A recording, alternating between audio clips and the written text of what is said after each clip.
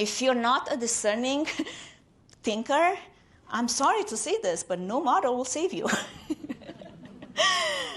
If you are, what the model will do, it will become leverage. It can support your judgment. It can support it without replacing it. There's a book called The Truth Detective by Tim Harford.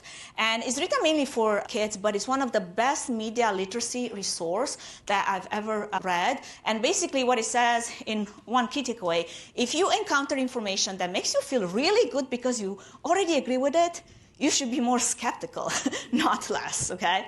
So when we talk about boundaries, they aren't only about what AI should or not do. It's also about where you use AI, with what data, inside what organization, because all of this matters. You have personal responsibility, you have organizational responsibility, and then you have data responsibility.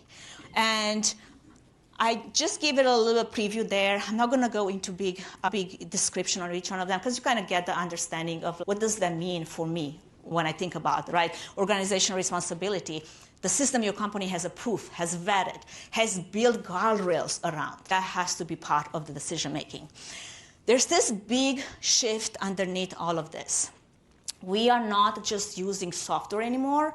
We're introducing actors inside our systems.